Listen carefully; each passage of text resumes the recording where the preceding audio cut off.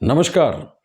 आज शाम इस क्लास में आपका स्वागत है। टीकम सर हिस्ट्री चैनल पर आप सब मुझे देख पा रहे हैं और हम पिछले संडे जो है गुप्त काल के बारे में हमने राजाओं के बारे में चर्चा की थी।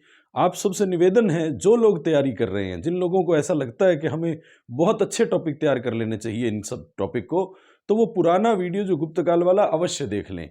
और आज के इस वीडियो को देखने से पहले जो है आप अपना ध्यान पूरी तरह से एकाग्र कर लीजिए। बीच बीच में वीडियो को कट मार के न देखिए, हर चीज बहुत इंपॉर्टेंट होती है। आज है गुप्त काल का साहित्य। तो गुप्तकालीन साहित्य कहाँ कहाँ आएगा, किन किन लोगों को ये पढ़ना है, तो गौर करें कि जितने लोग फर्स्ट ग्रेड की तैयारी कर रहे हैं वो सभी इसको ध्यान से पढ़ें, उनके फर्स्ट पेपर में है। जितने लोग संस्कृत विभाग की वैकेंसी की तैयारी कर रहे हैं फर्स्ट ग्रेड की, वो लोग भी बहुत ध्यान से पढ़ें। फर्स्ट ग्रेड की तैयारी करने वालों के लिए फर्स्ट पेपर का सिलेबस में सबसे पहला टॉपिक गुप्तकालीन कला स्थापत्य साहित्य है, और हम उसका टॉपिक साहित्य पढ़ने वाले हैं, यानी यहां से कोई ना कोई प्रश्न अवश्य आता है। दूसरी बात कि आप जो लोग असिस्टेंट प्रोफेसर हिस्ट्री सब्जेक्ट से और फर्स्ट ग्रेड हिस्ट्री सब्जेक्ट से कर रहे हैं, सेकंड ग्रेड एसएसटी से कर रहे हैं, थर्ड ग्रेड एसएसटी से कर रहे हैं, उन लोगों के लिए भी ये बड़ा रोचक टॉपिक है और परीक्षा की दृष्टि से बड़ा महत्वपूर्ण टॉपिक है। तो चलिए हम शुरू करते हैं गुप्त काल का साहित्य। गुप्त काल का साहित्य हम पढ़ें उससे पहले हमें यह पता है कि हमने चंद्रगुप्त मौर्य पढ़ा, चंद्रगुप्त प्रथम पढ़ा था और चंद्रगुप्त द्वितीय पढ़ा था। इसमें चंद्रगुप्त द्वितीय के बारे में हमने कम बात की थी। तो चंद्रगुप्त द्वितीय विक्रमादित्य परम भागवत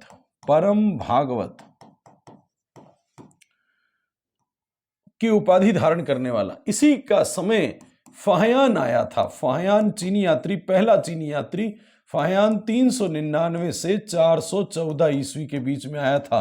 पिछली बार हमने ये पढ़ा था पिछले टॉपिक में।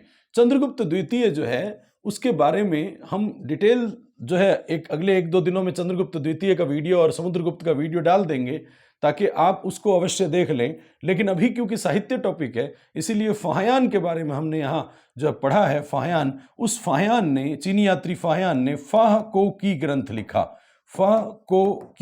लिखा, जिसमें उसने अपने यात्रा वृतांत को लिखा। तो यात्रा वृतांत को लिखा फाह को की ग्रंथ में। फाहियान जो है चीनी यात्री है, चंद्रगुप्त द्वितीय के समय पहला चीनी यात्री है। तो पहला चीनी यात्री पहले के समय नहीं, द्वितीय के समय आया, ऐसा हमने पढ़ा था। और इसी चंद्रगुप्त द्वितीय के दरबार में 9 रत्न हुआ करते थे। उन 9 रत्नों में हमने नाम लिया था पहला अग्रगण्य कालिदास का। कालिदास अग्रगण्य था, जिसकी गिनती पहले होती है वो अग्रगण्य होता है। तो कालिदास जो है वो 1 नंबर पे था। उसके बाद जो है वराह मिहिर था। उसके बाद जो है वराह मिहिर के बाद जो है धनवंतरी और इसके बाद बेताल भट्ट। इन 4 को हमने अवश्य कहा था पढ़ने को, 4 का अवश्य कहा था हमने पढ़ने को। और इसके अलावा 5 का क्रम जो है आपने अभ्यास से याद करना है। शपणक, शंकु, घटकपर, वरुरुचि और अमर सिंह। 9 रत्नों के बारे में वीडियो में एक अलग से छोटा वीडियो बना दूंगा, ताकि आपको कभी भी देखना पड़े तो उसको अवश्य देख लीजिए। लेकिन इस दौरान तैयारी खूब कीजिए, क्योंकि परीक्षा में कंपटीशन बहुत हो गया है। और 9 रत्न कालिदास, वराहमिहिर, धनवंतरी, इसमें आर्यभट्ट नहीं है। कालिदास जो है उसके विषय में हम बात करें तो कालिदास ने टोटल 7 रचनाएं लिखी। कालिदास ने, आप गौर करें, कालिदास की रचनाएं जो हैं यहाँ आपके सामने है। कालिदास की रचनाएं, सबसे पहले तो कालिदास को उपाधि, कालिदास किसके दरबार में हुआ तो आपको पता है, चंद्रगुप्त द्वितीय के दरबार में। चंद्रगुप्त द्वितीय विक्रमादित्य परम भागवत के दरबार में। कालिदास को भारत का शेक्सपियर कहते हैं,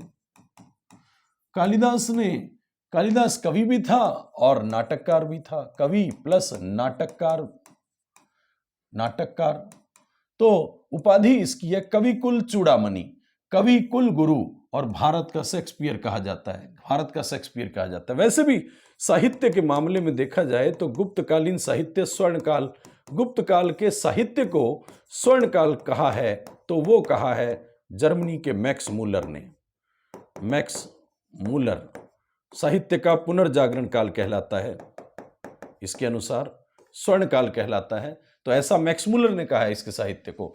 कालिदास की शैली विदर्भी शैली है। महाराष्ट्र में विदर्भ क्षेत्र कहलाता है, वहां की शैली जो है विदर्भी शैली जो है उसमें लिखा कालिदास ने। कालिदास ने टोटल जो है वो 7 रचनाएं लिखी। पहले हम उन रचनाओं के बारे में बात कर लेते हैं, कालिदास की रचनाओं के बारे में, फिर उसके बाद आगे बढ़ेंगे।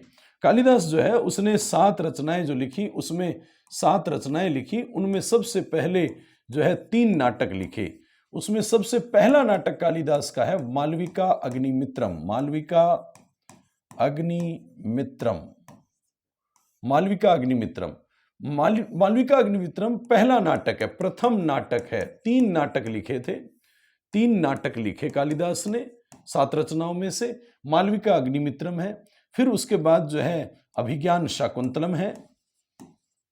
अभिज्ञान शाकुंतलम जो इसका सर्वश्रेष्ठ नाटक है, सर्वश्रेष्ठ, ये पहला नाटक है, ये सर्वश्रेष्ठ नाटक है और सर्वश्रेष्ठ रचना भी है। सारी रचनाओं में सर्वश्रेष्ठ रचना कोई कहे तो कालिदास का अभिज्ञान शाकुंतलम है। विक्रमोर्वशीय, विक्रमोर्वशीय भी कालिदास की रचना है, कालिदास का नाटक है। कालिदास ने काव्य रचनाओं में 2 महाकाव्य लिखे, 2 महाकाव्य लिखे। एक तो रघुवंश और दूसरा कुमार संभवम, कुमार संभव, 2 महाकाव्य लिखे। फिर उसके बाद 2 खंड काव्य या गीति काव्य लिखे, खंड काव्य या गीति काव्य लिखे। खंड काव्यों में एक तो मेघदूतम रचना है, मेघदूतम, और एक ऋतुसंहार रचना है, ऋतुसंहार।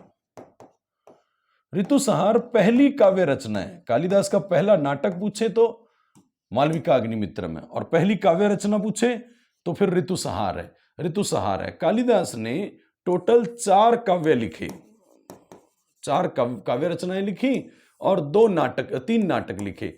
टोटल 7 रचनाएं कालिदास की जो है मिलती है। कालिदास चंद्रगुप्त द्वितीय के दरबार में था और कालिदास ने मालविका अग्निमित्रम, अभिज्ञान शाकुंतलम, विक्रमोर्वशीय, रघुवंशम, कुमार संभवम, मेघदूतम, ऋतुसंहार, ये सब रचना जो है वो कालिदास ने लिखी। कालिदास की रचना मालविका अग्निमित्रम, अभिज्ञान शाकुंतलम, विक्रमोर्वशीय ये नाटक हैं। रघुवंश महाकाव्य, कुमार संभव ये महाकाव्य है, और मेघदूतम और ऋतुसंहार। आप देखें मेघ और ऋतु एक जैसे से नाम है तो वो गीति काव्य, खंड काव्य है। पहली रचना जो है काव्य रचना वो ऋतुसंहार है। ऋतुसंहार में 6 ऋतुओं का वर्णन है, 6 ऋतुओं का वर्णन। 6 ऋतुएं होती हैं तो 6 ऋतुओं का वर्णन कालिदास की ऋतुसंहार रचना में। प्रथम काव्य मेघदूतम विरह संबंधी रचना है, विरह संबंधी रचना है, वियोग संबंधी रचना है। और मेघदूतम जो है, मेघदूतम कालिदास ने जो मेघदूतम लिखा उसकी खास बात यह है कि वो रचना जो है मेघदूतम ये लिखी थी कालिदास ने। एक वाकटाक राजा था प्रवरसेन द्वितीय, प्रवरसेन द्वितीय, उसके दरबार में भी रहा कालिदास, तो उसके समय लिखी, प्रवरसेन द्वितीय के समय जो है मेघदूतम रचना लिखी। और इसमें देवदासी प्रथा का वर्णन मिलता है, देवदासी प्रथा का वर्णन कालिदास की इसी रचना में मिलता है। कुमार संभवम में जो है, कुमार संभवम जो है वो काव्य जो है उसके अंदर शिव पार्वती, शिव पार्वती की का विवाह, शिव पार्वती का विवाह और कार्तिकेय की जन्म कथा के बारे में मिलता है। कार्तिकेय की जन्म कथा, शिव के पुत्र कार्तिकेय की जन्म कथा के बारे में, कुमार कार्तिकेय के बारे में मिलता है। रघुवंशियों में रघु के बारे में मिलता है, इसका मतलब राम के पूर्वजों के बारे में मिलता है। विक्रमोर्वशीय जो है नाटक, विक्रमोर्वशीय जो नाटक है उसमें पुरुरवा, पुरुरवा और उर्वशी की प्रेम कथा के बारे में मिलता है, प्रेम कथा के बारे में मिलता है। और अभिज्ञान शाकुंतलम में, अभिज्ञान शाकुंतलम में हस्तिनापुर का एक राजा जो है, अभिज्ञान शाकुंतलम में हस्तिनापुर का राजा जो है वो दुष्यंत, दुष्यंत और शकुंतला, शकुंतला के बारे में मिलता है, उसकी प्रणय कथा के बारे में, प्रेम कथा के बारे में मिलता है। और ये महाभारत से ली गई रचना है, महाभारत से ली गई रचना है। अभिज्ञान शाकुंतलम के लिए एक कवि हुए हैं जर्मनी के, गेटे, जर्मनी का कवि हुआ है गेटे, और गेटे ने कहा कि यदि पृथ्वी पर स्वर्ग की अनुभूति करना चाहते हो, पृथ्वी पर स्वर्ग की अनुभूति करना चाहते हो, तो फिर कालिदास का अभिज्ञान शाकुंतलम पढ़ो। सर्वश्रेष्ठ रचना, सभी रचनाओं में सर्वश्रेष्ठ रचना है, और सर्वश्रेष्ठ नाटक पूछे तो भी कालिदास का अभिज्ञान शाकुंतलम है। लेकिन पहला नाटक मालविका और अग्निमित्र की प्रेम कथा के बारे में पता लगता है, तो मालविका अग्निमित्रम में पता लगता है। मालविका अग्निमित्र, यह अग्निमित्र शुंग वंश का राजा है, पुष्यमित्र शुंग का बेटा, शुंग वंश का राजा। मालविका अग्निमित्रम, इसी रचना से यवन आक्रमणों का वर्णन भी पता लगता है। यवन आक्रमण भारत पे हुए, यवनों ने आक्रमण किया, यह भी कालिदास की रचना मालविका अग्निमित्रम से पता लगता है। तो आपको इसका अभ्यास खूब कर लेना चाहिए कि कालिदास ने 3 नाटक लिखे, 2 महाकाव्य लिखे और 2 गीति काव्य या खंड काव्य लिखे। अब गौर करें,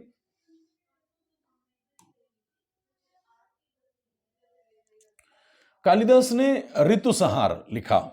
गौर करें, उन्हीं रचनाओं को हम थोड़ा एक एक 2 बातें और जान लेते हैं। ऋतुसंहार एक खंड काव्य, गीति काव्य है और कालिदास की पहली काव्य रचना है। पहली काव्य रचना है और पहली रचना भी है, पहली रचना भी है और पहली काव्य रचना भी है। मेघदूतम की बात करें तो मेघदूतम वाकटाक दरबार में जो है, वाकटाक राजा भी मैंने लिखा था, प्रवरसेन द्वितीय के दरबार में कालिदास ने लिखा, और यह वियोग से संबंधित है, वियोग श्रृंगार की रचना है, और देवदासी प्रथा का वर्णन भी इसमें मिलता है। तो इंपॉर्टेंट हो जाता है कि कालिदास की देवदासी प्रथा जो है कालिदास की किस रचना में मिलती है, तो मेघदूतम में मिलती है।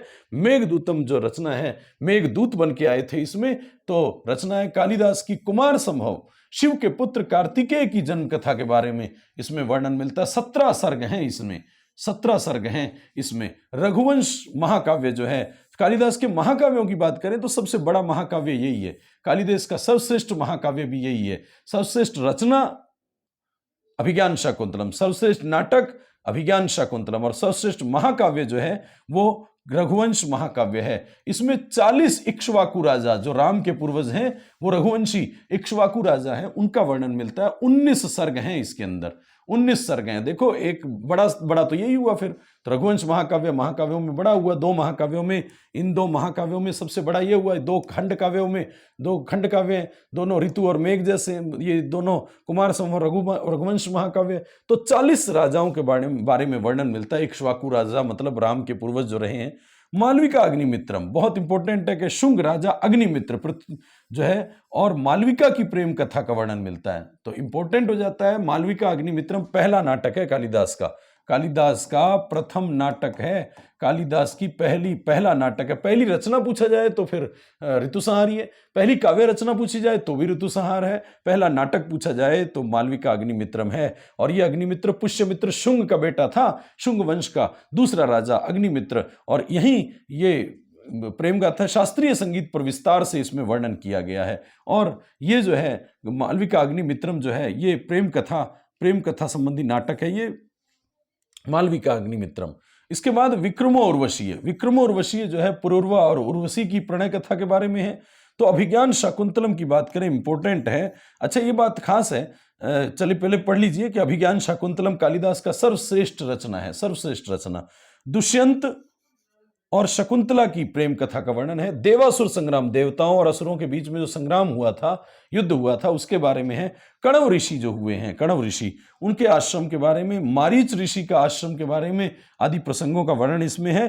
तो विशेष बात हो जाती है, एक विक्रमो उर्वशी। आप गौर करें तो कालिदास के तीनों जो नाटक हैं, उसमें तीनों नाटकों में आपको जो है यहाँ जो महिला कैरेक्टर है, कहने का मतलब जो नायिका है, उसके बारे में पता लग जाता है। मालविका अग्निमित्रम में मालविका नायिका है, विक्रमो उर्वशी में उर्वशी नायिका है, और अभिज्ञान शाकुंतलम में शकुंतला जो नायिका है। तो नायिकाओं के बारे में है। लेकिन नायक जो है उसका पूछा जा सकता है कि मालविका अग्निमित्रम में नायक कौन है, हीरो कौन है, तो अग्निमित्र है। विक्रमोर्वशी में विक्रमादित्य नहीं है, पुरूरवा है, तो विशेष बात हो जानी चाहिए। अभिज्ञान शाकुंतलम में जो है शकुंतला दिया हुआ है, लेकिन दुष्यंत नहीं दिया हुआ, तो इसलिए विशेष हो जाती है। महाभारत से ली गई कथा के बारे में जर्मनी के गेटे ने कहा है कि यदि पृथ्वी पर स्वर्ग की अनुभूति करना चाहते हो तो कालिदास का जो है अभिज्ञान शाकुंतलम पढ़ो, अभिज्ञान शाकुंतलम पढ़ो। तो इसी लाइनों को मैं कुछ इस इस तरह से कहना चाहूंगा कि जर्मनी के कवि गेटे ने कहा है कि यदि पृथ्वी पे स्वर्ग की अनुभूति करना चाहते हो, पृथ्वी पर स्वर्ग की अनुभूति करना चाहते हो तो कालिदास की रचना अभिज्ञान शाकुंतलम पढ़ो, पृथ्वी और स्वर्ग का गेट एक ही हो जाएगा, पृथ्वी और स्वर्ग का गेट एक ही हो जाएगा, ऐसा कवि गेटे कहता है, जर्मनी का कवि गेटे कहता है। लेकिन एक विशेष बात, कौंतलेश्वर दौत्यम जो है वो नाटक है, यह भी माना जाता है कि कालिदास का है। कौंतलेश्वर दौत्यम, कौंतलेश्वर दौत्य नाटक जो है यह भी कालिदास का माना जाता है। मूल रूप से कालिदास की 7 रचनाएं मानी जाती है। यदि यह भी ऑप्शन में आ जाए कि कालिदास की रचना है या नहीं है तो फिर हमें करना है कालिदास की रचना। कौंतलेश्वर दौत्य जो रचना है, कौंतलेश्वर दौत्यम, यह रचना कालिदास का नाटक है। तो नाटकों में एक नाटक हमें एक्स्ट्रा याद रखना है जो सामान्यतः सब नहीं कहते, कुछ रचनाएं ऐसी हैं जो मानती हैं कि कालिदास का नाटक है। तो कालिदास जो है वो एक कवि भी था और नाटककार भी था, चंद्रगुप्त द्वितीय के दरबार में था, भारत का शेक्सपियर कहते हैं। कालिदास की रचनाएं परीक्षाओं में बहुत पूछी गई हैं, इसलिए आपको बहुत अच्छे से याद हो जाना चाहिए। इसके अलावा अन्य रचनाएं देखें, देवी चंद्रगुप्तम और मुद्रा राक्षस, ये विशाख दत्त की रचना है। विशाख दत्त एक ब्राह्मण था और नाटककार था। ये दोनों नाटक हैं इसके, ये दोनों नाटक हैं। तो देवी चंद्रगुप्तम और मुद्रा राक्षस, देवी चंद्रगुप्तम में रामगुप्त की कथा का वर्णन है। पिछले वीडियो में आप देखेंगे तो हमने कहा था कि समुद्रगुप्त और चंद्रगुप्त द्वितीय विक्रमादित्य के बीच में 5 साल रामगुप्त का भी नाम आता है। तो पूछा जाए रामगुप्त की कथा का वर्णन किस रचना में मिलता है, तो देवी चंद्रगुप्तम में गुप्त काल की रचना है, विशाख दत्त ने लिखी है। तो मुद्रा राक्षस में पता लगता है कि चाणक्य की सहायता से चंद्रगुप्त मौर्य ने कैसे घनानंद को मारा और नंद वंश के अंतिम राजा घनानंद का एक राक्षस का पतन किया, राक्षस में लिखता है, मुद्रा राक्षस में मिलता है। मुद्रा राक्षस, खास बात है कि जो गुप्त काल के जितने भी नाटक हैं वो सारे सुखांत हुआ करते थे और गुप्त काल के नाटक जो हैं प्रणय संबंधी नाटक, प्रेम नाटक हुआ करते थे। और विशेष बात है कि गुप्त काल के नाटकों में एकमात्र नाटक मुद्रा राक्षस है जिसमें कोई नायिका का वर्णन नहीं है, कोई हीरोइन नहीं है इस नाटक की। तो मुद्रा राक्षस जो है वो आपको पता हो जाना चाहिए कि चाणक्य ने चंद्रगुप्त मौर्य के द्वारा षड्यंत्र रच करके घनानंद को, एक राक्षस को मारा। ये विशाख दत्त ने एक बात मौर्य काल की और एक बात गुप्त काल की, दोनों नाटक लिख दिए। इसके अलावा दंडिन जो है उसने 10 कुमार चरित्र लिखा, 10 कुमार चरित्र और काव्य दर्शन लिखा दंडिन ने। तो किसी को डंडे मारे तो 10 डंडे मारना कम से कम। तो काव्य दर्श और 10 कुमार चरित्र है। तो काव्यदर्श और 10 कुमार। किराता अर्जुनियम, किराता कहते हैं शिव को, किराता बोलते हैं शिव। तो शिव और अर्जुन के बीच में कभी युद्ध हुआ तो वो 18 सर्गों में हुआ। वैसे महाभारत का युद्ध 18 दिन तक चला था, 18 दिन तक चला, 18 अध्याय हैं गीता में। लेकिन यहाँ किराता अर्जुनियम, शिव और अर्जुन भी 18 सर्ग वाला है और ये भारवी ने लिखा था। कौन भारी पड़ा क्या पता, शिव या अर्जुन। तो शिव किराता अर्जुनियम जो है भारवी ने लिखा था। रावण वध रचना वत्स भट्टी ने या भट्टी कवि ने लिखी थी, भट्टी कवि भी लिखा आता है, तो भट्टी कवि ने लिखी थी। वत्स भट्टी रावण वध नामक रचना लिखी, तो बहुत इंपॉर्टेंट है गुप्त काल की रचनाओं में। अमर कोश या लिंगानुशासन पूछा गया है तो अमर सिंह ने लिखा। ये संस्कृत का कोश है, शब्दकोश है संस्कृत का, व्याकरण नहीं है। न्यायावतार सिद्धसेन ने लिखा, सिद्धसेन ने न्यायावतार। पंचतंत्र जो है एक अमर कीर्ति नामक राजा हुआ, उसके 4 पुत्र थे। उन 4 पुत्रों को नैतिकता सिखाने के लिए विष्णु शर्मा को नियुक्त किया गया था और विष्णु शर्मा ने पंचतंत्र नामक रचना लिखी। पंचतंत्र का 50 से अधिक भाषाओं में अनुवाद हो चुका है, मतलब अनुदित हो चुकी है ये 50 से अधिक भाषाओं में। पंचतंत्र विष्णु शर्मा ने लिखा, गुप्त काल की रचना है। कामसूत्र वात्स्यायन की रचना है, ये अभ्यास में ही लाना है बोल बोल करके। कामसूत्र वात्स्यायन की रचना है। चंद्र व्याकरण चंद्रगोमिन ने लिखा था, सीधा सीधा मिलान करो में काम आएगा। चंद्र व्याकरण चंद्रगोमिन ने लिखा था। विशुद्धि मग बुद्ध घोष ने लिखा है, विशुद्धि मग बुद्ध घोष ने लिखा है, बहुत इंपॉर्टेंट है। और मृच्छकटिकम शब्द का मतलब होता है मिट्टी की गाड़ी। और ये मिट्टी की गाड़ी नामक जो है ये शूद्रक ने लिखा, मिट्टी की गाड़ी शूद्रक ने लिखा। मृच्छकटिकम शूद्रक ने लिखा। मृच्छकटिकम जो है उसकी विशेष बात यह है कि ये भ्रष्टाचार पे लिखा गया नाटक है। भ्रष्टाचार पे लिखा गया नाटक कोई है तो मृच्छकटिकम है। एक चारुदत्त ब्राह्मण हुआ करता था, चारुदत्त ब्राह्मण, और बसंत सेना, बसंत सेना जो है नायिका, उन दोनों के बारे में यहां लिखा गया है। तो चारुदत्त ब्राह्मण और बसंत सेना की प्रणय कथा का वर्णन है।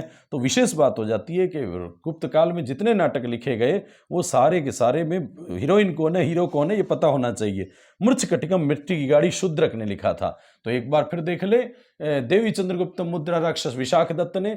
और ये वीडियो के इस भाग को अवश्य देखें, जब भी पेपर का टाइम हो तो इस भाग को अवश्य देखें। देवी चंद्रगुप्त मुद्रा राक्षस विशाख दत्त ने, काव्यदर्श दश कुमार चरित दंडिन ने, किरातार्जुनीयम 18 सर्गों वाला जो है भारवी ने, रावण वध वत्स भट्टी ने, अमरकोश यानी लिंगानुशासन जो है अमर सिंह ने, न्यायावतार सिद्धसेन ने, पंचतंत्र जो है विष्णु शर्मा ने, कामसूत्र वात्स्यायन ने, तो चंद्र व्याकरण चंद्र गोमिन ने, विशुद्धि मग बुद्ध घोष ने, और मृच्छकटिकम जो है शूद्रक ने लिखा था, शूद्रक ने लिखा था। तो इस तरह से इसका अभ्यास भी खूब होना चाहिए। अगला जो है उनके विषय में भी सुन लें, उनके विषय में भी सुन लें। एक आपको रचना पता हो जानी चाहिए। एक रचना है,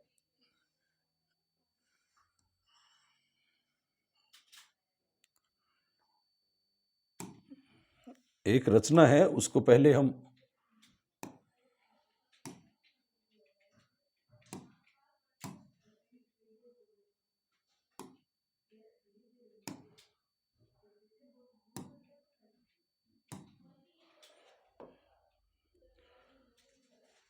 अभिधम्म कोश, यह भी गुप्त काल की रचना है। अभिधम्म कोश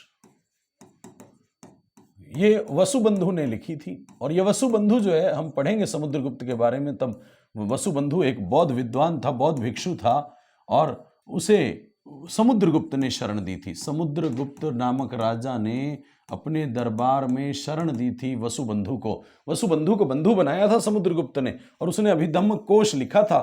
अभिधम्म पिटक की बात करें, अभिधम्म पिटक, तो ये तो तीसरा पिटक है, और ये मौर्य काल की रचना है, मौर्य काल की रचना है, इसीलिए ये गुप्त काल की रचना नहीं है। अभिधम्म कोश और अभिधम्म पिटक के बारे में पता हो जाना चाहिए। अभिधम्म कोश और अभिधम्म पिटक। चलिए, इससे पहले कि हम आगे की रचनाओं की बात करें, तो यहाँ कुछ रचनाकार, विज्ञान से संबंधित कुछ रचना और रचनाकार हैं, यहाँ बहुत अच्छे से देख लेना चाहिए। आर्यभट्ट ने, आर्यभट्ट गुप्त काल का महान गणितज्ञ हुआ, गणितज्ञ हुआ। जो नवरत्नों में शामिल नहीं होते वो गणितज्ञ होते हैं। वराहमिहिर नवरत्नों में शामिल है, गणितज्ञ नहीं होगा। भास्कर प्रथम गणितज्ञ होगा, ब्रह्मगुप्त गणितज्ञ होगा, लेकिन अन्य जो बातें हम करें तो और भी बहुत सारे गणितज्ञ के अलावा भी हैं। तो आर्यभट्ट एक गणितज्ञ था, खगोलज्ञ था, खगोलज्ञ था। आर्यभट्ट ने आर्यभट्टियम ग्रंथ लिखा। आर्यभट्टियम ग्रंथ जो है संस्कृत भाषा में, गुप्त काल की वैसे भी भाषा संस्कृत रही है। आर्यभट्टियम ग्रंथ जो है उसके शुरू के 10 सूत्र जो हैं वो 10 गीतिका पाद कहलाते हैं। 10 गीतिका पाद, 10 गीतिका पाद कहलाते हैं। तो आर्यभट्टियम ग्रंथ संस्कृत में लिखा आर्यभट्ट ने। आर्यभट्ट जो था उसके विषय में सुन लें थोड़ा सा, आर्यभट्ट के विषय में सुन लें। तो आर्यभट्ट जो है वो, आर्यभट्ट जो है गुप्त काल का महान गणितज्ञ आर्यभट्ट था। आर्यभट्ट गुप्त काल का महान गणितज्ञ था। कुसुमपुर पटना में जन्मा था। कुसुमपुर, कुसुमपुर पटना में जन्मा था, पटना में जन्मा था। पटना जो है गंगा, सोन और गंडक नदियों के संगम पर है। आर्यभट्ट कुसुमपुर पटना में जन्मा। इसका जन्म 476 ईस्वी में हुआ था। 476 ईस्वी में हुआ, गुप्त काल में, नवरत्नों में शामिल नहीं था। कुसुमपुर पटना में इसका जन्म हुआ था। आर्यभट्ट जो है वो एक गणितज्ञ था, गणितज्ञ था, खगोलज्ञ था, खगोलज्ञ था। आर्यभट्ट ने जीरो का आविष्कार किया, दशमलव का आविष्कार किया, दशमलव, दशमलव का आविष्कारक भी आर्यभट्ट को कहा जाता है, शून्य का आविष्कारक आर्यभट्ट को कहा जाता है। और त्रिभुज का क्षेत्रफल निकालने का सूत्र, त्रिभुज का क्षेत्रफल निकालने का सूत्र भी पहले आर्यभट्ट ने दिया। पाई का 22/7 मान जो है यानी 3.14 मान जो है वो भी पहली बार आर्यभट्ट ने बताया था। सूर्य ग्रहण, खगोल की बात करें तो सूर्य ग्रहण को कैसे होता है, कब होता है, चंद्र ग्रहण कब होता है, कैसे होता है, तो ये इसके बारे में, दिन रात बनने के बारे में, दिन और रात का बनना, और इसके अलावा जो है ऋतुओं का बनना, सर्दी गर्मी ऋतुएं कैसी बनती है, ऋतुओं का बनना, ये सब किसी ने बताया तो आर्यभट्ट ने बताया। आर्यभट्ट ने बताया कि पृथ्वी अपनी धुरी पर घूमती है, पृथ्वी अपनी धुरी पर घूमती है, धुरी पर घूमती है और सूर्य के चारों ओर चक्कर लगाती है, सूर्य के चारों ओर चक्कर लगाती है। ये बात सबसे पहले आर्यभट्ट ने बताई। तो श्योर है कि जब पृथ्वी अपनी धुरी पर घूम रही है तो दिन रात बन रहे हैं, ऋतुओं का बनना सूर्य के चारों ओर चक्कर लगाने से हो जाता है। तो जब गति करेगी तो सूर्य ग्रहण और चंद्र ग्रहण होगा ही, तो ये सब आर्यभट्ट ही बताएगा। सूर्य सिद्धांत इसी ने दिया था, सूर्य सिद्धांत आर्यभट्ट का है, सूर्य सिद्धांत। और आर्यभट्ट ने आर्यभट्टियम ग्रंथ लिखा था, आर्यभट्टियम ग्रंथ लिखा था संस्कृत में, जिसका प्रथम 10 सूत्र 10 गीतिका पाद के नाम से जाने जाते हैं, 10 गीतिका पाद के नाम से जाने जाते हैं। आर्यभट्ट जो है उसी ने बताया कि एक सौर वर्ष में, एक सौर वर्ष, पृथ्वी जो सूर्य के चारों ओर चक्कर लगाती है उसे एक सौर वर्ष कहते हैं, जिसमें 365 से ही 1/4 दिन होते हैं, 365 से ही 1/4 दिन होते हैं। तो कुल मिलाकर के आर्यभट्ट गुप्त काल का महान गणितज्ञ था। इसी के नाम पर 19 अप्रैल 1975 को 19 अप्रैल 1975 को जो है हमने पहला उपग्रह छोड़ा था आर्यभट्ट। आर्यभट्ट रूस के बेकानूर प्रक्षेपण केंद्र से, सोवियत संघ जो था रूस, उसके बेकानूर प्रक्षेपण केंद्र से हमने अपना पहला स्वदेशी उपग्रह छोड़ा था। आजकल ये कजाकिस्तान में है ये क्षेत्र, और हमने पहला स्वदेशी उपग्रह छोड़ा था आर्यभट्ट, और आर्यभट्ट जो है प्रक्षेपित किया था हमने, और आर्यभट्टियम ग्रंथ लिखा आर्यभट्ट ने। आर्यभट्ट 19 अप्रैल 1975 को हमने अंतरिक्ष में पहला स्वदेशी उपग्रह छोड़ा था, और आर्यभट्ट जो है वो पहला स्वदेशी उपग्रह, और इसी उपग्रह के साथ 19 अप्रैल 1975 को जो है वो भारत अंतरिक्ष विज्ञान में प्रवेश कर गया था। भारत अंतरिक्ष विज्ञान में प्रवेश कर गया था 19 अप्रैल 1975 को, और ठीक 100 साल पहले जो है आर्य समाज की स्थापना स्वामी दयानंद सरस्वती ने बंबई में की थी। तो पहले आर्य समाज की स्थापना हुई और 100 साल बाद 1875 में आर्य समाज की स्थापना, 10 अप्रैल 1875 को आर्य समाज की स्थापना, और 100 साल बाद, 100 साल और 10 दिन बाद 19 अप्रैल 1975 को आर्यभट्ट प्रक्षेपित किया गया था, और उसी के साथ भारत अंतरिक्ष विज्ञान में प्रवेश कर गया था। तो ये आर्यभट्ट के विषय में था, गौर करते रहे। वराह मिहिर के बारे में देखें तो वराह मिहिर 9 रत्नों में था, 9 रत्नों में था। आर्यभट्ट 9 रत्नों में नहीं था। श्योर है कि ये गणित नहीं जानता होगा तो खगोलज्ञ होगा, और साथ साथ में ज्योतिषी होगा तो ज्योतिषाचार्य होगा, ज्योतिष विद्या का ज्ञान होगा, और खगोल विद्या का ज्ञान होगा। तो बहुत इंपॉर्टेंट हो जाता है।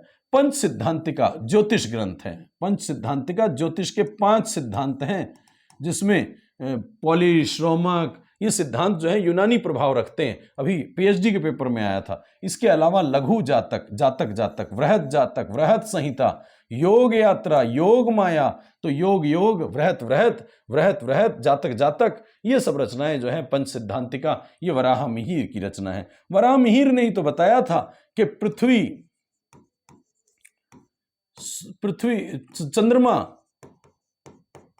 चंद्रमा पृथ्वी का, और पृथ्वी सूर्य का चक्कर लगाती है। तो चंद्रमा पृथ्वी का,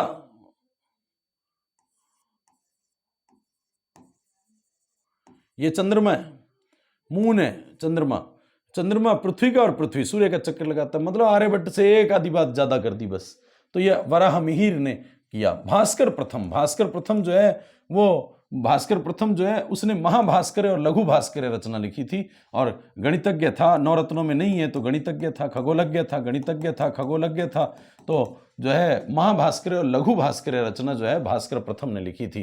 तो ब्रह्मगुप्त जो है भीनमाल का रहने वाला था, भीनमाल का रहने वाला था, भीनमाल का रहने वाला था ब्रह्मगुप्त। और ब्रह्मगुप्त जो भीनमाल का रहने वाला, राजस्थान का रहने वाला, उज्जैन की प्रयोगशाला में काम करता था, उज्जैन की प्रयोगशाला में काम करता था। उसने खंड खाद्यक और ब्रह्म सिद्धांत नामक ग्रंथ लिखे। दोनों ग्रंथ बड़े काम के हैं, परीक्षाओं में पूछने लायक, राजस्थान से भी जुड़ा हुआ है। और ब्रह्मगुप्त ही था जिसने बताया था कि पृथ्वी सभी वस्तुओं को अपनी ओर आकर्षित करती है, पृथ्वी सभी वस्तुओं को अपनी ओर आकर्षित करती है। माने जो सिद्धांत न्यूटन ने गुरुत्वाकर्षण का दिया था, वही सिद्धांत गुरुत्वाकर्षण ना बोल करके ये लाइन बोली है ब्रह्मगुप्त ने कि पृथ्वी सभी वस्तुओं को अपनी ओर आकर्षित करती है। सुश्रुत आप जानते हैं शल्य चिकित्सा का जनक है, शल्य चिकित्सा का जनक सुश्रुत है। और सुश्रुत संहिता लिखी जिसमें 121 उपकरणों का वर्णन किया जो शल्य चिकित्सा ऑपरेशन में काम आते हैं। तो सुश्रुत संहिता जो है संस्कृत में सुश्रुत ने लिखी, शल्य चिकित्सा का जनक कहा जाता है, शल्य चिकित्सा का जनक कहा जाता है सुश्रुत को। इसके अलावा धन्वंतरी 9 रत्नों में था, गणित नहीं जानता था, आयुर्वेद विद्वान था, निघंटु नामक आयुर्वेद ग्रंथ लिखा है, तो बहुत इंपॉर्टेंट हो जाता है। इसके अलावा वाघभट्ट भी गुप्त काल में हुआ, 9 रत्नों में तो नहीं था। अष्टांग हृदय और अष्टांग संग्रह नामक ग्रंथ जो है वो बड़ा काम का है, वाघभट्ट ने लिखा था। सोलीहोत्र अश्वशास्त्र, सोलीहोत्र जो है उसने अश्वशास्त्र लिखा, हॉल शास्त्र लिखा। अश्व चिकित्सा से संबंधित ग्रंथ कोई लिखा गया तो सोलीहोत्र लिखा गया। पाल काव्य ने हस्त आयुर्वेद ग्रंथ लिखा, यानी हाथियों की चिकित्सा, हाथी चिकित्सा से संबंधित ग्रंथ जो है वो पाल काव्य लिखा। तो कवि माघ ने शिशुपाल वधम संस्कृत महाकाव्य लिखा। संस्कृत महाकाव्य का रचयिता शिशुपाल वधम भी हुआ, गुप्त काल में राजस्थान का रहने वाला था। कवि माघ भी भीनमाल का रहने वाला था, तो परीक्षाओं में बहुत इंपॉर्टेंट है। भीनमाल का रहने वाला कवि माघ के विषय में एक कहानी सुनिए। तो कवि माघ जो है वो लिखता बहुत अच्छा था, जितना लिखता था उतना लिख करके काट देता था। उसको लगता था कि उसने ठीक नहीं लिखा, तो इस कारण से वो उसको काट देता था। एक दिन सपने में कवि माघ की पत्नी के सपने में सरस्वती माता आई और उसके सरस्वती माता के शरीर पे खूब सारे घाव होने के कारण कवि माघ ने अपने सपने में आई सरस्वती माता से पूछा कि माता ये शरीर पर, आपके शरीर पर इतने घाव कैसे हैं? तो सरस्वती माता ने कहा कि तेरा पति माघ जो है लिखता बहुत अच्छा है, लेकिन फिर भी वो काट देता है, इस कारण से ये घाव हुए हैं, तो इसका इलाज पूछा। फिर तो कवि माघ की पत्नी ने, तो सरस्वती माता ने कहा कि उसे घन कंद यानी जमी कंद की सब्जी खिलाओ, और ऐसा किया कवि माघ की पत्नी ने। उसके बाद कवि माघ ने लिखना शुरू किया और लिखता गया। जितना इतिहास, राजनीति, दर्शन, सारा का सारा उस समय की सामाजिक स्थिति वो सब एक ही ग्रंथ में लिख दिया, शिशुपाल वधम। और शिशुपाल वधम महाकाव्य जो है वो कवि माघ का है, बहुत इंपॉर्टेंट है परीक्षाओं की दृष्टि से। तो आपने गुप्त काल के सारे साहित्य की बात की, आज गुप्त काल के साहित्य की बात की। गुप्त काल का साहित्य जो है वो बड़ा इंपॉर्टेंट है और आपको रचनाएं याद रखनी है, बोल बोल करके जितनी रचनाएं याद रख सकें, इनको इसी तरह से टेबल बना लीजिएगा। इसकी पीडीएफ जो है आपको टेलीग्राम चैनल पर मिल जाएगी। मेरे टेलीग्राम चैनल का लिंक डिस्क्रिप्शन में दिया हुआ है, आप अवश्य उसको जो है फॉलो करें और उस टेलीग्राम पर जाकर के ये पीडीएफ जो है पाएं, इनका प्रिंट निकाल करके और उसके साथ साथ लिखने की कोशिश करें। आप पेपर की तैयारी बहुत अच्छे से करें और जो है अगले वीडियो में हम फिर मिलते हैं। तब तक के लिए धन्यवाद।